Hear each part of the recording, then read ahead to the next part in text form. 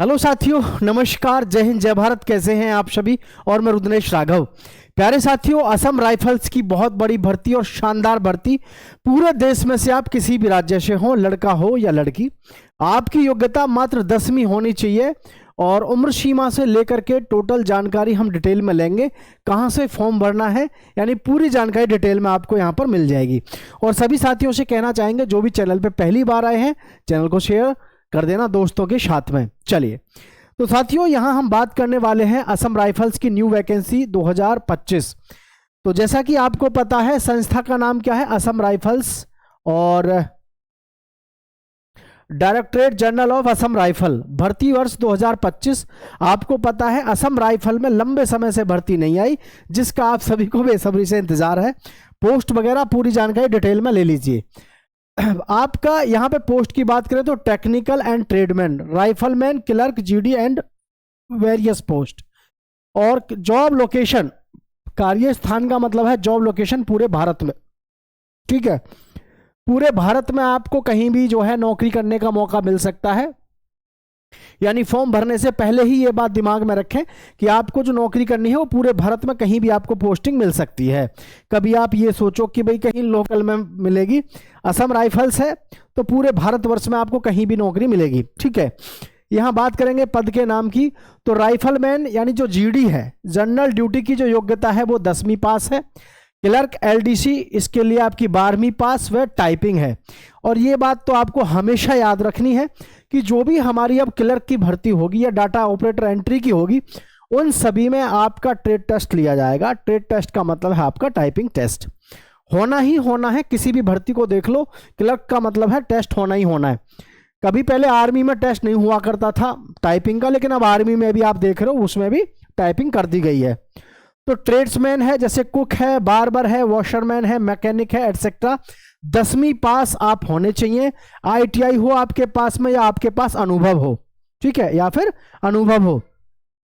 जो technical post है, जैसे में इलेक्ट्रिशियन हो सकता है, रेडियो मैकेनिक हो सकता है। ये ध्यान रखना, लंबे समय से भर्ती नहीं आई है तो सभी वैकेंसी आपको एक साथ देखने को मिलेगी। जैसा कि अभी जैसे आपने देखा बीएसएफ और सीआईएसएफ में लगातार भर्तियों का सिलसिला रहा है। अब जो नंबर है वो हमारा सीआरपीएफ का नंबर है और दूसरा है आपका असम राइफल का। लंबे समय से भर्ती नहीं आई तो 3 है ये आपकी, एक तो हो गई असम राइफल, एक सीआरपीएफ और एक आईटीबीपी। ठीक है, देखिए ध्यान से। तो इसमें हमें ये पता चल गया, टेक्निकल जो पोस्ट है हमारी, इलेक्ट्रिशियन है, रेडियो मैकेनिक है, 10वीं व 12वीं पास, डिप्लोमा या आईटी आपने कुछ भी कर रखा होना चाहिए। ये आपकी क्वालिफिकेशन रहने वाली है साथियों। बात समझ में आई? चलिए आगे हम देखेंगे एजुकेशन क्वालिफिकेशन। तो सामान्य तरीके से शैक्षणिक जो योग्यता है हमारी, सामान्य पदों के लिए 10वीं या 12वीं पास किसी भी मान्यता प्राप्त बोर्ड से। ट्रेड्समैन पदों के लिए संबंधित ट्रेड में आईटीआई या डिप्लोमा। देखो एक बात ध्यान रखना, आजकल एक एनएसक्यूएल सर्टिफिकेट चलता है, तो ट्रेडमैन की जितनी भी भर्ती आ रही है, हर भर्ती में आज की डेट में आपसे कोई ना कोई सर्टिफिकेट मांगा जाता है। इसलिए पहले से ही तैयार रहें। और वैसे भी सबसे बड़ी बात है कि आने वाले समय में आप जितनी भी भर्ती देखोगे, हर एक किसी में ट्रेड टेस्ट से आपको गुजरना पड़ेगा। और ट्रेड टेस्ट से गुजरने का मतलब है जो ट्रेड क्वालिफाई करेगा वही आगे जाएगा। और पहले तो क्या होता था कि एक ही साथ में आपके सारे काम हो जाते थे, लेकिन अब पहले आपका फिजिकल होता है, तो फिजिकल के बाद में आपको स्पेशल तरीके से कॉल लेटर भेजा जाता है ट्रेडमैन के लिए या ट्रेड्समैन के स्किल टेस्ट के लिए। वहां पर आपका प्रॉपर वे में स्किल टेस्ट होता है। तो ये चीजें आपको ध्यान रखनी है। ऐसा नहीं होना चाहिए कभी आप ये सोचो कि ट्रेड टेस्ट जो है फिजिकल के साथ होगा। अब ट्रेड टेस्ट को बहुत ज्यादा वरीयता दी जाती है किसी भी भर्ती में। आप असम राइफल, बीएसएफ, किसी भी भर्ती में देखो, जिसमें भी ट्रेड टेस्ट रखा जाता है तो उसको वरीयता दी जाती है अच्छे तरीके से। और सबसे बड़ा एक रीजन ये भी है कि ट्रेडमैन में भर्ती होना है तो आसान है तरीका सिर्फ यही कि आप अपने ट्रेड टेस्ट को अच्छे से मजबूत कर लो, जिस भी ट्रेड में आपने फॉर्म डाला है, क्योंकि ट्रेड टेस्ट या फिर ट्रेड सर्टिफिकेट आपसे लिया ही जाता है। और अब 8वां वेतन आयोग लागू होगा, तो उसमें आपको पता है सिपाही या ट्रेडमैन दोनों को अब समान कैटेगरी में रखा गया है। उनका वेतन आप समझ सकते हो कहां से कहां पहुंचेगा। सरकारी नौकरी है, 60 साल की है, लंबे समय तक आप इसमें जॉब कर सकते हैं। ठीक है, तो यहां पर ट्रेड्समैन पदों के लिए जो संबंधित ट्रेड में आईटीआई कर सकते हैं या डिप्लोमा आपके पास में होना चाहिए। क्लर्क पद के लिए आपके पास में 12वीं पास हो, टाइपिंग स्पीड आपकी 35 वर्ड प्रति मिनट इंग्लिश में होनी चाहिए और 30 वर्ड प्रति मिनट आपकी हिंदी में होनी चाहिए। टेक्निकल पदों के लिए इंजीनियरिंग डिप्लोमा या संबंधित क्षेत्र का प्रशिक्षण आपका होना चाहिए। मतलब आपने जिस भी टेक्निकल ट्रेड में जाना है उससे संबंधित आपके पास में या तो कोई ना कोई पॉलिटेक्निक हो, बीटेक हो या कोई और डिप्लोमा डिग्री हो, वो आपके पास में होना चाहिए, तभी जो है आप टेक्निकल डिपार्टमेंट में जा पाएंगे। ठीक है साथियों, चलिए आगे देखते हैं आगे क्या दिया हुआ है। आगे दिया हुआ है अभ्यर्थियों को अपने प्रमाण पत्र आवेदन के समय प्रस्तुत करने होंगे। मतलब जब आपका सिलेक्शन होता है तो उससे पहले ही आपको अपने अभ्यर्थियों को अपने प्रमाण पत्र आवेदन के समय, मतलब जब आप आवेदन फॉर्म भरेंगे, फॉर्म भरते समय पे ही आपको अपने आवेदन पत्र भरते समय पे ये लगाने होते हैं सर्टिफिकेट्स। ठीक है, तो एज लिमिट की बात कर लेते हैं। सामान्य यूआर के लिए 18 से 23 वर्ष है और जो ओबीसी है 18 वर्ष से लेकर के उनके 26 वर्ष है। एससी एसटी के लिए 18 वर्ष से 28 वर्ष है। एक्स सर्विसमैन नियम अनुसार छूट, जो एक्स सर्विसमैन होते हैं उनके लिए अलग से छूट मिलती है। कई बार उसमें 10 साल की भी छूट हो सकती है। फिर अलग अलग एक्स सर्विसमैन का अलग ही रिजर्वेशन होता है, अलग ही तरीके से उनका कोटा होता है। आयु की जो गणना होगी आवेदन की अंतिम तिथि के अनुसार होगी, ये ध्यान रखना है। असम राइफल की जो हमारी आयु की गणना होगी वो कैसे होगी, जिस दिन आपका लास्ट डेट फॉर्म भरने का होगा उसी दिन आपको एज जो है आपकी कैटेगरी के अनुसार उतनी होनी चाहिए। ठीक है, आगे हम बात करेंगे फिजिकल स्टैंडर्ड की। तो फिजिकल शारीरिक मापदंड आपकी क्या क्या है, श्रेणी की बात करेंगे। सामान्य, ओबीसी और एससी, इनके लिए आपकी ऊंचाई 170 सेंटीमीटर होनी चाहिए। ये नहीं है कि आपकी हाइट अगर कम है तो नहीं हो पाओगे, इसलिए ध्यान रखिएगा आपकी जो हाइट है 170 सेंटीमीटर कम से कम होनी ही चाहिए। महिलाओं के लिए जो लंबाई है 157 सेंटीमीटर रखी गई है। छाती आपकी 80 से 85 रखी गई है। एसटी और एनई, ठीक है, इनके लिए क्या है, नक्सल जो एरिया है उनके लिए 162.5 सेंटीमीटर है।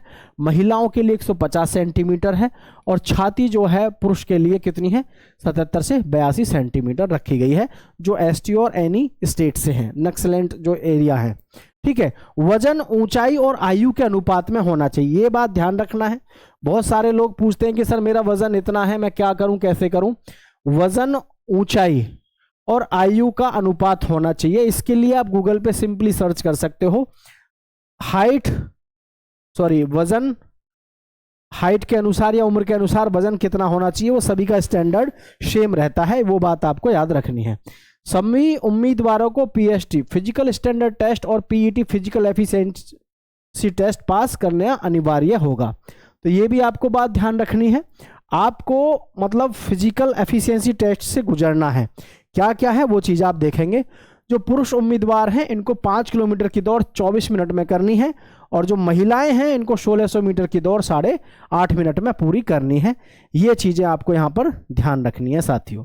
ठीक है, चलिए आगे देखेंगे सिलेक्शन प्रोसेस, चयन प्रक्रिया आपकी क्या रहने वाली है।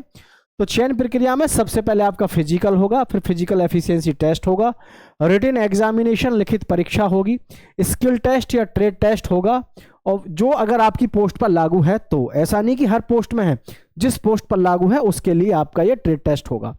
डॉक्यूमेंट वेरिफिकेशन होगा, मेडिकल एग्जामिनेशन होगा यानी चिकित्सा परीक्षण होगा और आगे होगा फाइनल मेरिट लिस्ट। ध्यान रहे ये जो फाइनल मेरिट लिस्ट तैयार होती है ये होती है आपकी कहाँ से, ये होती है रिटन एग्जाम के आधार पर। ये जो रिटन एग्जाम आप देते हैं इसके आधार पर आपकी ये तैयार होती है। ठीक है, चलिए अब आगे देख लेते हैं आगे का और क्या क्या इसमें प्रक्रिया आपको दी हुई है। सभी साथी दोस्तों के साथ शेयर जरूर करिएगा। हम बात करते हैं रिटन एग्जाम की। तो रिटन एग्जाम में जनरल हिंदी या इंग्लिश कोई सा एक विषय आप चुनेंगे, उसके 25 क्वेश्चन होंगे, रीजनिंग के 25 क्वेश्चन होंगे, मैथ्स के 25 क्वेश्चन, जनरल अवेयरनेस के 25 क्वेश्चन। कुल आपके 100 प्रश्न होंगे 100 नंबर के और समय आपको 2 घंटे का मिलेगा, नेगेटिव मार्किंग नहीं होगी। ठीक है, असम राइफल में आपकी नेगेटिव मार्किंग नहीं है, इस बात से आपको बेनिश्चिंत रहना है। ठीक है, और बाकी समय के हिसाब से आपको पूरी जानकारी डिटेल में देते रहेंगे। बात समझ पा रहे हैं? चलिए आगे बात कर लेते हैं आपके उसकी सब्जेक्ट के अनुसार जो हमारा क्या क्या मतलब रहता है हमारा सिलेबस। तो उसके लिए आप इसका स्क्रीनशॉट ले लीजिएगा ताकि आपके पास में प्रॉपर वे में पूरा सिलेबस रहे। ठीक है, तो यहाँ फीस देख सकते हैं। जनरल और ओबीसी के लिए 100 या 200 रुपये रहता है पोस्ट वाइज, पोस्ट के अनुसार। एसटी मतलब फीमेल और एससी और एसटी के लिए कोई फीस अदा नहीं करनी होती है। भुगतान ऑनलाइन माध्यम से होता है, वो अपने आप वो कर ही देते हैं।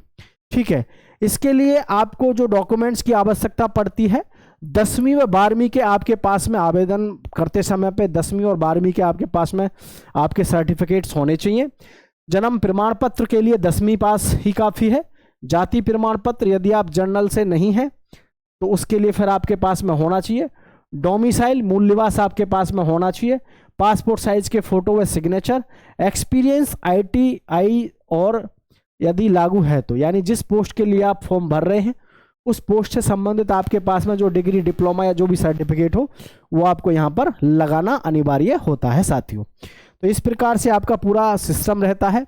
How to apply, Assam rifle की आधिकारिक वेबसाइट पर जाएं, asamrifles.government.in पर आपको जाना है। रिक्रूटमेंट सेक्शन में जाकर अप्लाई ऑनलाइन लिंक खोलें, आवेदन फॉर्म ध्यान से भरें। तो ये सारी चीज़ें प्रक्रिया हैं। इसके फॉर्म जो हैं अभी वेबसाइट पर शुरू नहीं हुए, लेकिन इसी महीने में नवंबर और दिसंबर में आपके फॉर्म शुरू हो जाएंगे। तो सभी साथी साथ में जुड़े रहिएगा ताकि आपको सही समय पर पूरी जानकारी मिल जाए। और मैं आपको बता दूं, इसकी सैलरी अभी कम से कम आपकी 60,000 आपको देखने को मिलती है, लेकिन जैसे ही ये आपका प्रोग्राम 8वें वेतन पे पहुंचेगा तो 8वां वेतन का मतलब है सीधा सीधा कि आपकी सैलरी कम से भी कम 1 लाख प्लस जाएगी।